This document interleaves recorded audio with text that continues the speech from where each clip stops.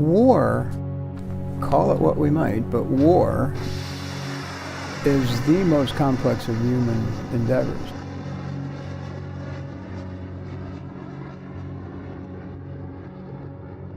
I've thought a lot about the use of the military instrument of power, and in particular, whether it's more appropriate to be cautious or aggressive with it. When I talk about making strategy in public, it's the recognition that the decisions we make are immediately visible and evident to large numbers of people, and not just at home, but across the globe. Roger. You guys have security right there. That could take you in one of two directions. You could either become more aggressive or you can become more cautious about that. I will leave it to historians to decide whether we've become more aggressive or more cautious in the face of this proliferation of awareness and information. When I talk to our elected officials, I talk about options, and I talk about whether we're in a period that requires either a bias for action or a bias for inaction. But what we can allow this proliferation of information to do is generate an almost insatiable appetite for more information and more options, which can actually paralyze the system. That's the risk we run, is that you begin to believe that if you just wait a little longer, you'll even have more information, and more information is better information, and it becomes kind of a cycle that is tough to break. When conflict starts out of either fear or honor, and in the case of current conflicts of certain of them, of religion, the ability to manage those conflicts becomes much more difficult, much more challenging. So caution is not a pejorative, in my view, in the application of force. On the other hand, I mentioned a little earlier that the use of the military instrument is different whether you're dealing with a nation state or a peer competitor or a non or sub-state group. My point is this: if you have a universal bias for inaction, that can become problematic.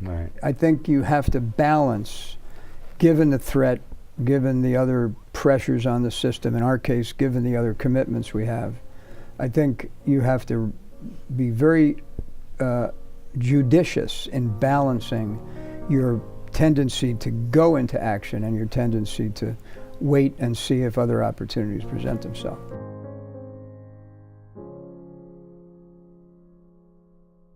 Office I worked for prided in taking cases that were difficult, and I listened to a person tell me about the facts regarding the use of electronic weaponry, and had a discussion with somebody else in the law firm, and we came to this conclusion that causation, Greg, remember that element. It's going to be awfully difficult to link what's happening to the person, the injuries they were alleging, to actually the person or the defendants that were doing it.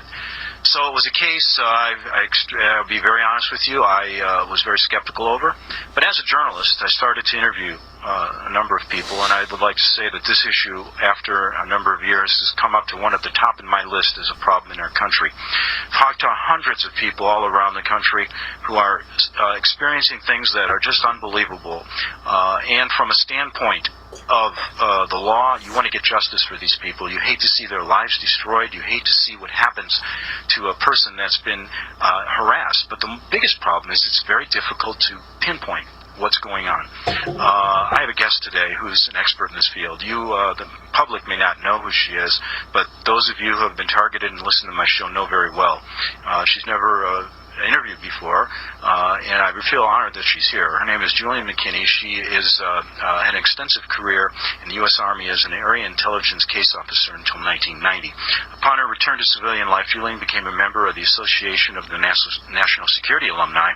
That is an organization of former intelligence officers dedicated to exposing excesses by the U.S. intelligence services. Julian became the director of the Electronics Surveillance Project under their auspices, and such, she authored the publication microwave harassment and mind control experimentation in 1991. She kept that electronic surveillance project going for 4 years by funding it with her own personal funds obtained through her military benefits pay. Julian did not copyright her work, and it is out in the public domain for the public good. Microwave harassment and mind control experimentation. The public has taken her hard copy publication and uploaded it to several thousand domain sites over the past 15 years.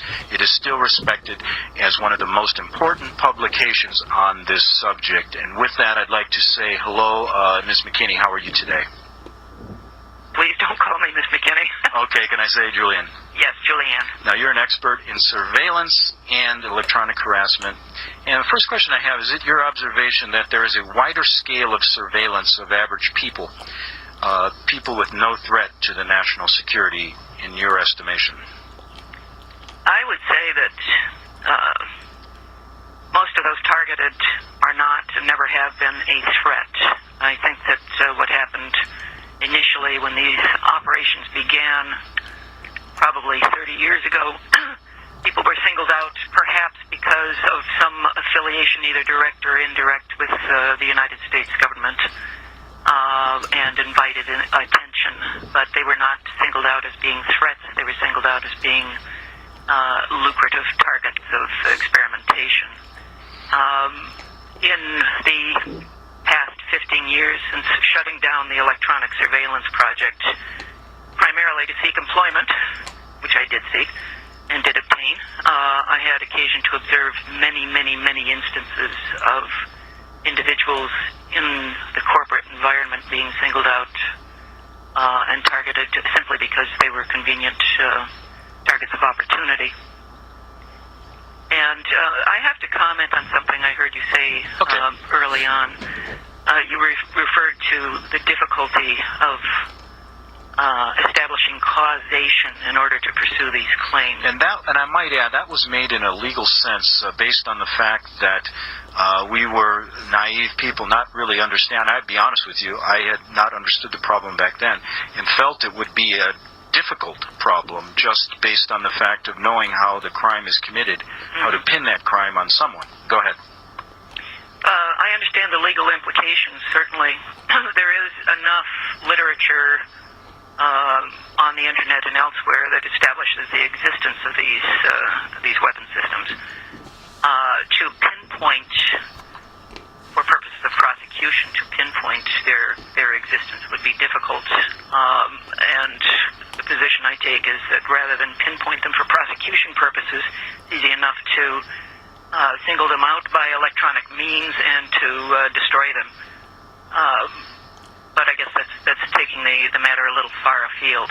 I think, frankly, we still face, until Congress establishes laws that forbid the use of these technologies for involuntary experimental purposes, that we're going to get absolutely nowhere in attempting to prosecute. Okay, listen, I need to take a break, Julian, and we'll be back in 3 minutes on the Investigative Journal. Okay. Okay, back for the second half hour. My guest is Julian McKinney. She's an expert on surveillance and electronic harassment. And Julian, I gave you an introduction at the beginning of the show, brief introduction, but I think our listeners would like to know your background and why you're qualified to make these statements. I think it's important. Okay. If you could do that, please. Well, I would take exception to the term expert in these weapon systems. Okay. I certainly have had experience with them, having for approximately the past 40 years been on the receiving end of this type of harassment. Okay. Expertise in surveillance comes with my employment in the intelligence field. I understand what constitutes surveillance. I'm capable of immediately spotting a surveillance, and I can see, as in the case of gang stalking, a subject which you have addressed on prior occasions, can see those who I label as covert wannabes, bumbling and stumbling through what they think are covert activities, and find it really rather amusing if it weren't so perverted in the ultimate objective. I'm not certain what more I can add. I I do have experience with these weapon systems. I've had sufficient opportunity over these past many years to observe the progressive spread of these harassment operations, and I'm talking specifically about electronic weapon systems. Well, you've been a voice, a strong voice for warning people of these systems for at least the past 10 years regarding the installation of specialized electronic equipment on utilities. What are these electronics, and what are their capabilities? Their capabilities generally are to inflict pain in highly focused fashion, and to alter mental states. Certainly when you have a frequency aimed at your brain, your mental functions tend to alter. In amplified form, there's sufficient, the frequencies have the capacity to kill. So that's one reason why the Department of Defense refers to them as less than lethal rather than non-lethal weapons. As a matter of fact, the Department of Defense has gone so far as to eliminate them, to remove them from the category of even less than lethal weapons and to bury them under the category of electronic weapons, trying to make them a little bit blacker. Now, is this protocol of surveillance and harassment seemingly patterned after a government protocol now applied to the general civilian population? It's difficult to pinpoint everything at this stage on the U.S. government exclusively because these are global operations. Okay. The pattern, the protocols are virtually identical on a global scale. So someone is overseeing the entire activity. The government obviously is complicit because otherwise these operations would not be allowed to exist. Why? It's hard to say. Whether it's for testing electronic weapon systems for future use under combat conditions, or whether ultimately there's a holocaust in the offing, it's hard to say. Well, you know what I find interesting? How people who are unaware of this problem can't believe it's happened to begin with. And I try to mention, I had run stories about the Duplessis orphans. It's a program that's been verified that the government actually used money in Canada and the United States to do medical testing on children, on adults. I've talked to people in the POW issue. Dr. Joe Douglas, who has documented how our government has allowed foreign governments to do illegal experimentation on POWs. So why would people think they wouldn't allow it on just average citizens? Just in your mind, do you have an answer for people? And what do you think about that? Why wouldn't they allow it? Yeah, my thing is they're doing it, but some people that deny it can't believe that our government would do something like this. You'll find even among the community of, I hate using slang terms, but the term TI is common, referring to targeted individuals. Okay. Those are people who fully realize that they are on the receiving end of electronic weapons systems. But even amongst TIs, there is the perception in certain areas that our government would not do this. It's a case of not recognizing reality. First of all, if this were not being done by our government, Congress would step in because of the hundreds of complaints they have received, thousands of complaints, no doubt, over the past 10, 15 years from citizens who recognize what's going on. Congress, back in the early 90s, late 80s, took the position that anyone complaining about these systems were imagining things because they simply didn't exist. Within 2 years, by 1992, they were off the drawing boards and, in fact, being fielded and conveyed to law enforcement agencies. Congress recognizes that these weapons systems exist and funds them, and knows, as a result of appropriate briefings, what the bioeffects can be, yet they have passed no legislation prohibiting their use under unconstrained experimental circumstances. That's number one. Number two, given that these systems draw on existing power grids, it would be necessary for the FCC as a minimum and the Department Department of Energy as a minimum to have some oversight and control over what is going on. So obviously, with Congress, the FDA, and the Department of Energy, the FCC and the Department of Energy are knowledgeable and yet unwilling to do anything about it. So there is complicity, but the question is, whose bidding is the U.S. government allowing these operations to take place? Now, from your experience, how intense is this surveillance of targeted individuals? And tell us about the ways that this is accomplished. From what I have observed, first of all, I should explain that the standard, as I addressed this in microwave harassment and mind control experimentation, there was a pattern that was unfolding when I was dealing with other targeted individuals who had contacted me. There was a pattern of harassment which indicated that there had been some surveillance going on, some monitoring of their private lives. There had been entry into their houses. There was systematic harassment, and then ultimately, as part of a softening up process, and then ultimately electronic harassment would follow, which would include the inducement of auditory input, which is now being referred to as V2K. In answer to your question, I'm not certain if I think I'm probably missing the point there, but in order to target someone, it requires that that person be put under surveillance, so that their personality traits, their capacity to interrelate with people, their capacity for corruption or non-corruption, that seems to be a critical point, and even their religion factors into it. Following a period of harassment, they are singled out for preliminary stages of harassment, which would include gang stalking, entry of their private homes and apartments, followed by gradually intensified and ultimately extremely intensified electronic harassment. This is a pattern that has unfolded over and over and over.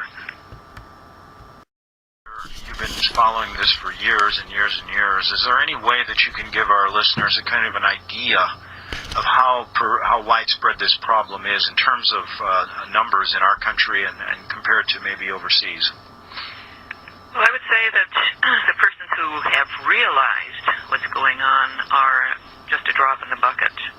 The persons whom I have seen being targeted are completely unaware of what's happening. So those who are complaining of this are, as I said, a tip of the iceberg. I would say this is probably very, very widespread. But I can't, under the circumstances, come up with any figures. Many thousands, no doubt, are involved. But I would say that the bulk of those are running to their doctors and taking totally unnecessary prescription drugs to cure ailments that, in fact, don't exist.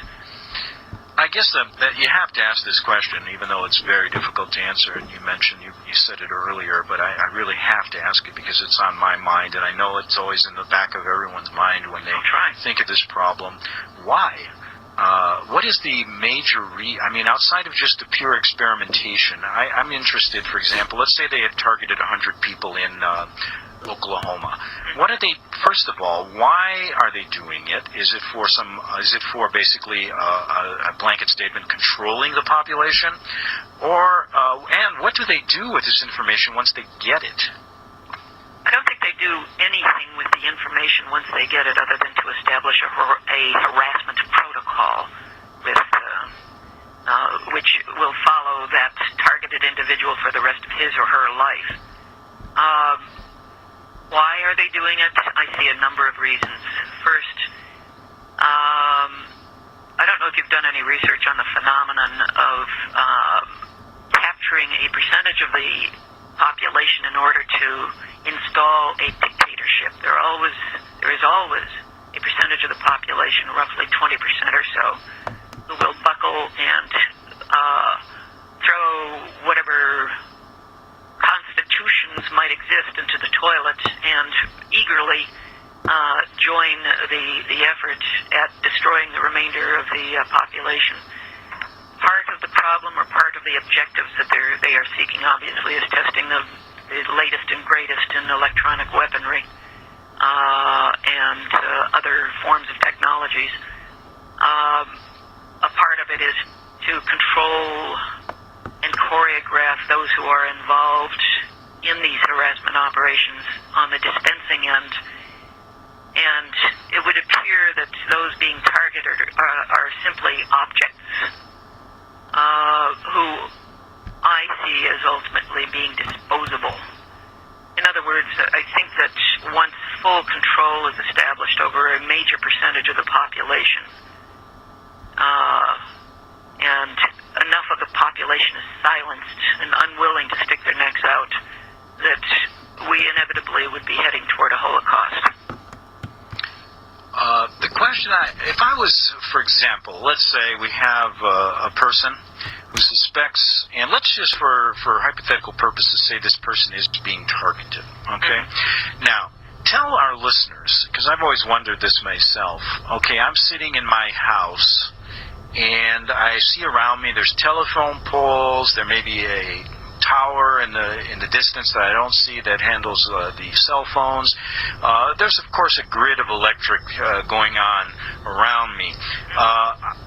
I've talked to people, and I try to say, how does this get into your house? And I wanted to get your opinion on if a person is targeted, how basically are they beginning to intrude their premises and violate their constitutional rights, not only their rights of, not only trespassing on their property. Go ahead. How would that happen? Now, are you talking about how would the frequencies impact upon them, and how would they first become aware of it, or how would they first become aware of the fact that their privacy has been violated? Well, no, I guess I didn't explain the question right. I guess I wanted to know how they physically are doing it. I mean, are they using a cell tower? Are they using a truck that's in the distance? How is this being transmitted into the home to target the person and to use this weaponry on them from your experience? Well, first of all, in order to target a person, you have to be able to see that person, and while they may not be able to, they may, on entering the house, have implanted miniature cameras, miniature microphones, as a means of further monitoring the person, but that is not necessarily the means by which they home in on a person. There are plenty of technologies that allow for the imaging of a person who might be sitting in a chair, as you mentioned you might be. Using infrared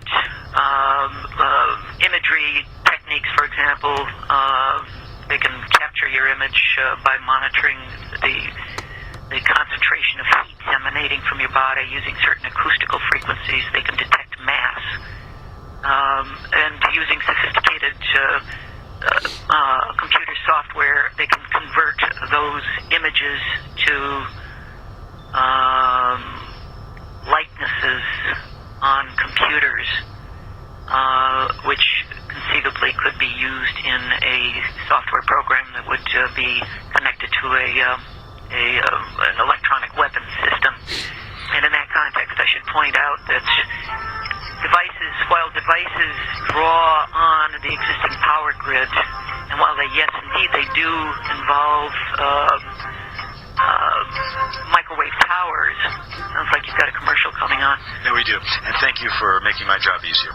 We'll be back in 3 minutes on the Investigative Journal. I've put this in the top 3 of my stories that I believe are important that the American people need to deal with. Because as Ms. McKinney, who is, I consider her an expert, she would only say she's an authority, but let me tell you, Julian, you are an expert in this. The reasons could be, like she said before we went into the break, and total testing of our population to see, basically, perhaps maybe there is a Holocaust in the future or a dictatorship in the future, and they want to see how people react to it. That may be a simplistic way to look at it, But it, not the simplistic way that Julian looked at it, but my way of explaining it. But let's get back to some of the things here in the last few minutes that are important. What can you tell us, Julian, about the use of microwave energy on citizens in terms of the existence of such a program and the nuts and bolts of what they do? Microwave energy is only one aspect of the entire electromagnetic frequency spectrum. Microwaves can be lethal depending upon how they're used. Obviously, in order to achieve appropriate effects on people, they have to be pulsed, because otherwise the individual would be cooked from the inside out. The objective of using microwaves, as opposed to other electromagnetic frequencies, would be to inflict extremes of pain, to cause thermal heating. That's a common complaint, which leaves a hot spot on the skull. And again, primarily just to inflict extremes of pain. I was just wondering, we kind of skipped over or didn't quite complete a preceding topic. Oh, go ahead. We were talking about use of the electrical grid throughout the country, the use of microwave towers, the use of devices affixed to poles that are connected to power lines. But what wasn't addressed, or what you haven't mentioned, is also that these weapon systems are used by neighbors surrounding persons who've been singled out as targets of opportunity. And these people... Are they solicited to do this, or what? That's something that I've been pondering for quite some time. Again, what I've noticed is there seems to be a predominance of a particular religion that makes it particularly easy for them to cooperate. Well, listen, let's talk about that after the break. I got a short break, and then I've got something some business I have to take care of for 3 or 4 minutes, and then we'll get back for our second hour with Julian McKinney. We'll take some calls back in 2 minutes on the Investigative Journal by some of the TIs, and that's targeted individuals. That song rose to number 1 without any publicity on the internet, and that song called TI, we'll play that again, Dr. McKinney, I think hits the nail on the head. I mean, there's a lot of people out there suffering, and I know you're one person, an authority in this field, and for my guests who are just picking us up this hour, Julianne McKinney is a very highly regarded person in the field of electronic weaponry and surveillance in studying this issue. She's a former area intelligence case officer until 1990 in the Army, and her credentials can be found, will be found. You can go to rbnlive.com and go to my archives on the Investigative Journal and read about that, but she's well qualified. She's still with us this hour, and I keep calling you doctor, and you should be. I'm not a doctor, thank you. That's okay. Emeritus. Dr. Emeritus. That's funny. I have a doctorate in law. Nobody ever calls me that. I hate being called that, a doctor, but I'm interviewed on a Tehran radio or TV station once every blue moon, a couple months, and they refer to me as Dr. Samansky, and it's nice to hear once in a while. I'll be honest with you. Every 2 months is good enough. Otherwise, they just call me the jerk on the radio, which is better. But let's go from here. You're adding such credibility to this story, adding credibility in my mind as I speak, because I've talked to hundreds of these people. Was a doubting Thomas in the beginning. I must mention that. I did not think it existed, and that was years ago. I thought people were either insane or crazy or trying to get attention. But you know something? I will admit I was totally wrong with that initial, look at the situation, and have come around to fully believe in most of the people I talk to and really sympathize with their suffering as I see their lives being ripped apart. Are there any things you can do? We're going to get into a few more things here as far as the technical aspects of this, but what can targeted individuals do to get some peace in their life? I mean, that's one thing they're looking for. Is there anything they can do?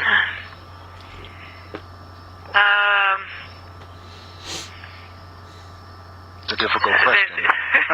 Long, prolonged silence. Time for another commercial. It's very difficult to advise targeted individuals on how to acquire peace. These frequencies can be blocked or deflected. All of these frequencies I have found, some may contest this, but I have found are vulnerable and are subject to deflection, and the pain can be ameliorated if not halted altogether. Finding peace by writing to members of Congress or to state legislators might not be the better alternative, because you will be treated as something worthy of the circular basket. Mm-hmm. They just won't intervene. Writing to the various agencies and calling and meeting with them serves no useful purpose either, because they will say there are no laws prohibiting these types of activities. They can't, say, for example, the FBI, and I was given this statement on a number of occasions, there are no laws prohibiting experimentation with these weapon systems. You're talking to the wrong people.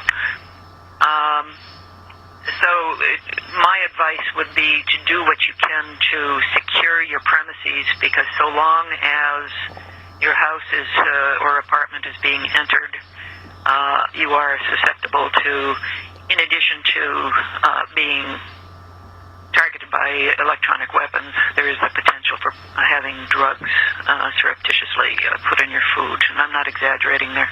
I had a few targeted individuals that I talked to send me some questions they would like to ask you. Certainly. And one was, are targeted individuals also broadcast around the country via closed-circuit TV? And what purposes does this serve? I'm fully in the dark on this question, but go ahead. Okay.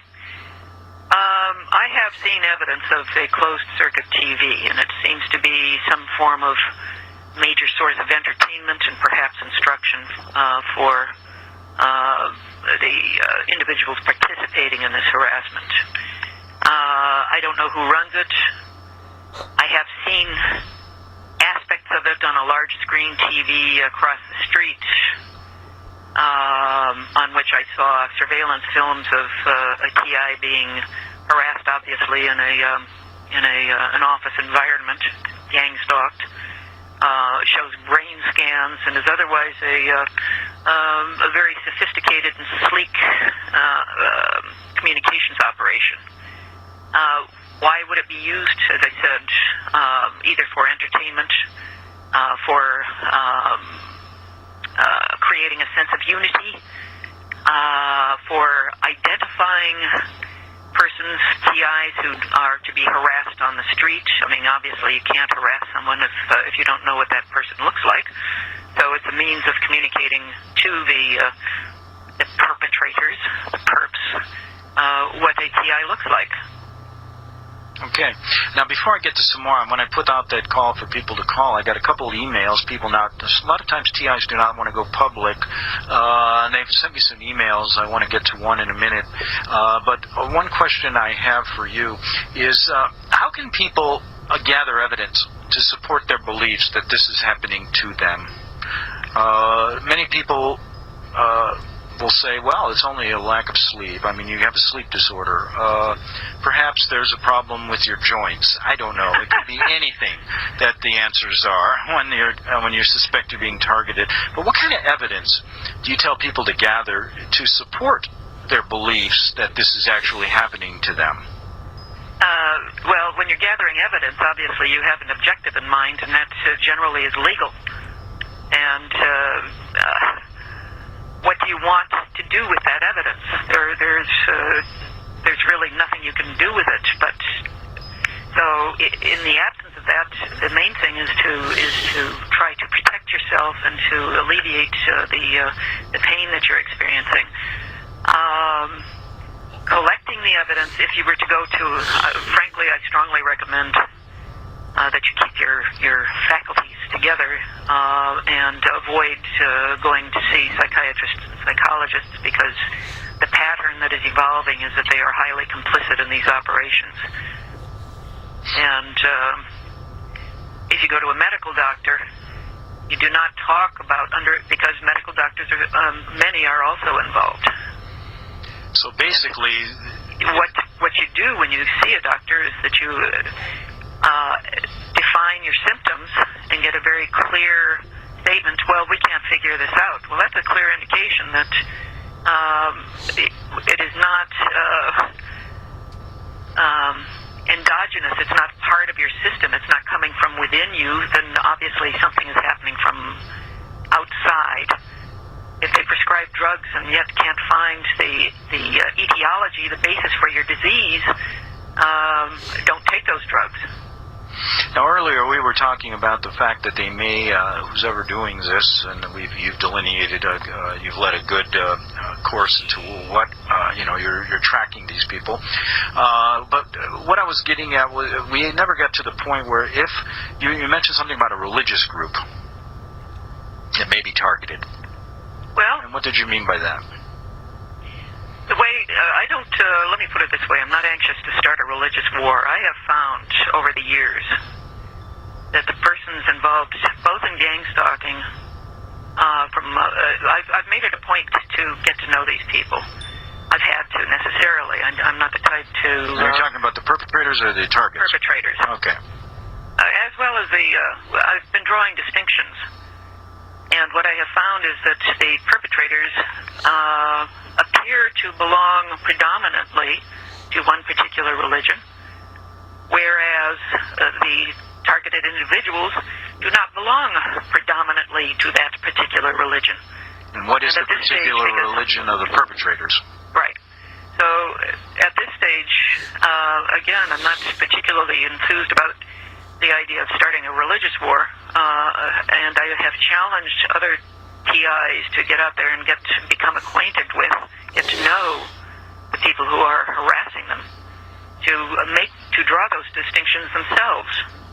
Because I'm not going to be making brash claims. This is something I've observed over the past 10 years. That's fair enough. And we maybe perhaps I could talk to you about it just from my own knowledge off the air, and maybe that would be fine. I'll keep your name out of it at that point and let people know what the targeted group may be and what the other group may be. There is a religious influence, but that's not to say that these people aren't just being used as puppets by some broader interest. Very good point. Can you stick with us one more segment of 5 minutes?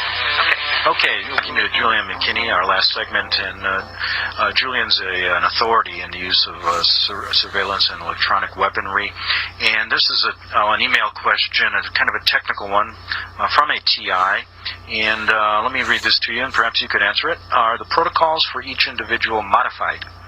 Based to custom tailor it for the specific targeted individual, and if so, how does this process work? Yes, indeed, they are modified. There is a basic protocol that the perpetrators begin with, but the TI contributes to the modification. A good example of that would be if someone I'm trying to think of a good example. If the TI feels a need to cooperate, even in the most subtle fashion, with persons who are harassing him or her, he or she will modify his behavior in Pavlovian condition, which alters the protocol. They're constantly, targets are constantly monitored, and if they respond emotionally to a particular trigger, that will be built into the protocol. If the target displays a certain sense of guilt or embarrassment about a subject, that will be built into the protocol. It's an ongoing process.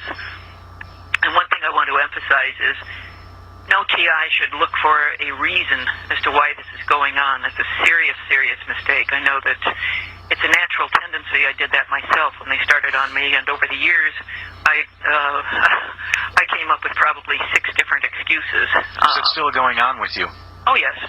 Not to the degree that it was before, but certainly in very lethal form. And how has it hampered your life? It's come close to being lethal on a number of occasions. I've dealt with gang stalking head on, and essentially put that to rest. I've developed a means for communicating with perps directly, and for making them feel like the trailer trash that they are. So gang stalking is not one of their favorite activities in my case. The primary activity now is to see what I can survive in the way of an induced brain aneurysm or stroke or a heart attack. And I just had a caller call me who doesn't want to get on the air, wants to know, does moving help? Moving your location? Running, if you're talking about moving to a completely new location, no. This country is wired to the hilt for immediate transfer. Your protocol follows you wherever you go, so it's a waste of time. Moving about physically in place will not change anything, other than if you make a 180-degree turn, you will notice that the targeting will suddenly stop, because the weapon systems are programmed to focus on a particular area of your anatomy, and if you turn, the targeting will suddenly end. Interesting. If you turn back, it will hit you again. Now, going full circle in the last 2 minutes here, in 1991 you published Microwave Harassment and Mind Control Experimentation. This has been passed around the internet and over thousands of domain sites over the past 15 years. Can you tell us how someone can get a hold of this publication to be informed? That's not copyrighted. All they need to do is plug in my last name, McKinney, and type in the title Microwave Harassment and Mind Control Experimentation, and innumerable sites will appear, and just read it from there. Gives you a good insight as to what the pattern is when the harassment begins. Now, let me just spell your name so people are going to do that. It's McKinney, That's McKinney, right. and then it's McKinney. Microwave Harassment and Mind Control Experimentation from Right. an authority in the field. I guess since 1981, have you seen, I guess a question I wanted to ask, from 2001, have you seen any, from the time of 9/11, has there been an increase in the last 4 or 5 years with this type of, that you've seen, with a number of people contacting you, the widespread, has it been more widespread during this time since 9/11? Not since 9/11. When I would say back in the early 90s, I've seen a tremendous expansion of these activities since the early 1990s, and it has moved forward in consistent fashion, become ever more sophisticated and ever more widespread. There was no sudden burst or flurry of activity since 9/11. And you have no help whatsoever with the political arena in this, correct? The politicians will not touch this with a 10-foot pole? That's right. And even those who purport to be liberally inclined, and I'm speaking about members of the Democratic Party, will not touch it because, quote unquote, and they know what's going on. They simply don't have the funds to be able to pursue it. All sorts of humma excuses will be furnished for not pursuing something like this. And before you close, and I hear the music in the background. Well, you can stay another minute if you want. Okay. It's up to you. Why don't you come back for 2 minutes on the other side of the break, and then we'll finish up, okay? Okay. Okay, back with Julian McKinney in 3 minutes on the Investigative Journal. Say something at the break. Oh, I did. I want to thank you very, very much for taking on this subject. There are so few people in the media. As a matter of fact, you're the only one I know of who has the guts to address it. And it really doesn't, and I just in defense of every media person, I don't think it's guts in a sense. Maybe it is. I don't consider myself having guts in this issue. I consider it to be an issue that you need to take time to understand it, and that's what I would recommend to the people in the media that haven't touched this issue. If it isn't being downright censored, by someone above you, then at least take the time to talk. I'll spend time talking to you about it because it took me a little while to figure it out. And I'll tell you what, it's people like you that need to be applauded because it's your efforts that are bringing this to the forefront. You're laying the credibility on the line. But I thank you anyway for your kind words. And with that, I wanted to say goodbye to you, and we're going to have to move on. And we'll have you on again to talk about this. And thank you so much. And thank you very much. Okay, that was Julian McKinney, and she was as an authority on the use of electronic weaponry, microwave weaponry, and she was with us for the last hour and a half. And we're going to continue. Sham, Liwasuko Asham and the Free Syrian Army, the FSA, started a counter-offensive against the Syrian Arab Army, SAA, Hezbollah, and the National Defense Forces, NDF, at the village of Al-Wadihi in the Aleppo governorate's southern countryside. At the moment, the Syrian forces are holding full control of the village, but the clashes are spilling over into the neighboring areas. Separately, the militants launched a counter-attack at the strategic town of Jub al-Alma in the Prophet Jonah, Jabal Nabi Yonis of the northeastern Latakia, resulting in a series of intense firefights between them and the civilian-led NDF this morning. Unfortunately for the militants, the SAA were able to defend the town after a series of firefights and airstrikes from the Russian Air Force. This resulted in the death of over 20 militants from Harakat Ara al-Sham, Jabhat al-Nusra, and Liwasuko al-Gab. Elsewhere, the Syrian armed forces have been continuing their advance inside the town of Salma, capturing more blocks of buildings from Jabhat al-Nusra in the southern district. As the clashes are going between the SAA and Jabhat al-Nusra, both parties will strive to gain the upper hand in Jabal al-Akrad, the Kurdish mountains. A Russian airstrike killed the top Al-Qaeda commander Abdul Mohsen Abdallah Ibrahim al-Sharek, a Saudi better known as Sanafi al-Nasr, and 2 other fighters in Syria, reports said on Saturday. He was reportedly killed Thursday in an airstrike near the northern Syrian town of Dana, along with another Saudi and a Moroccan member of Al-Qaeda's local affiliate known as Jabhat al-Nusra.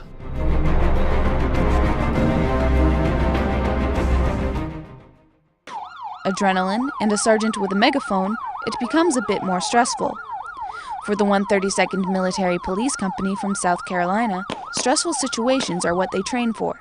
Sergeant First Class Earl Williams put together a course based on the South Carolina Criminal Justice Academy for the MPs at Camp Bondsteel, Kosovo. While we're here, I just decided to implement it to some of my guys that are not civilian cops. So it's a lot of moving and shooting. It's a lot of one-handed firing. There's a lot of standing shooting and a lot of kneeling shooting involved with this exercise today in this range. Specialist Kevin Blanton is an MP at Camp Bondsteel, but back home he's a supervisor at a company that makes electrical tools. He explains why this kind of stress shoot training is important. To be able to react fast to different situations that may come up. If you need to pull your weapon out and fire to put a subject down, then you will be able to, you're trained to do that. Blanton is going to school to be a police officer back home and says this training will help him when he's ready for the academy. Reporting for the 121st Public Affairs Detachment, I'm Specialist Allison Pelletier.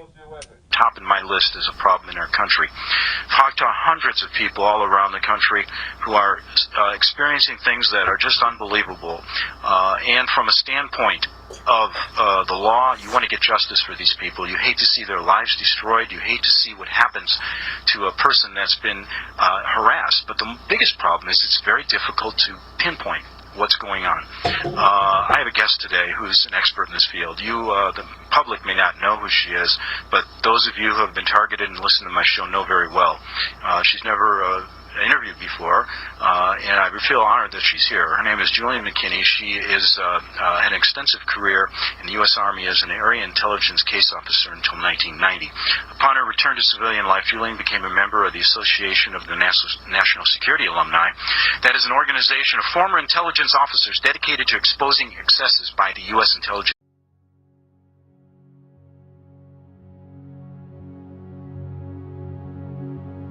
War, call it what we might, but war is the most complex of human endeavors.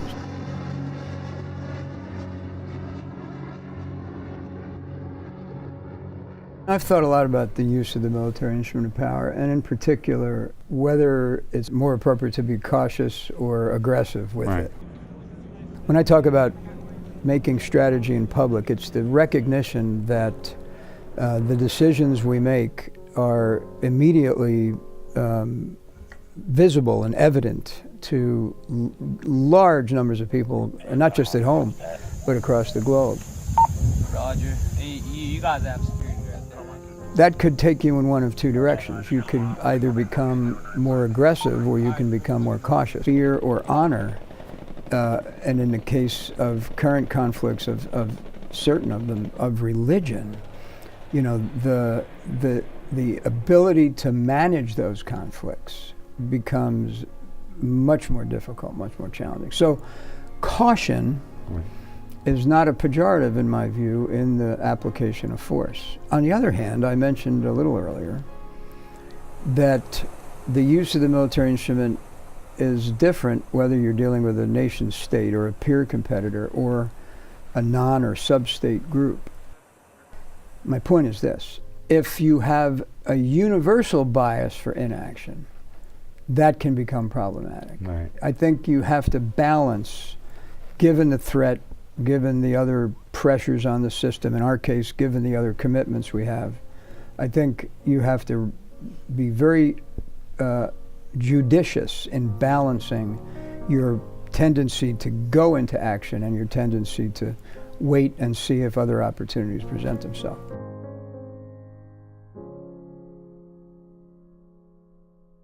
Office I worked for prided in taking cases that were difficult, and I listened to a person tell me about the facts regarding the use of electronic weaponry, and had a discussion with somebody else in the law firm, and we came to this conclusion that causation, Greg, remember that element. It's going to be awfully difficult to link what's happening to the person, the injuries they were alleging, to actually the person or the defendants that were doing it. So it was a case, I'll be very honest with you, I was very skeptical over. But as a journalist, I started to interview a number of people, and I would like to say that this issue, after a number of years, has come up to one of the... About that.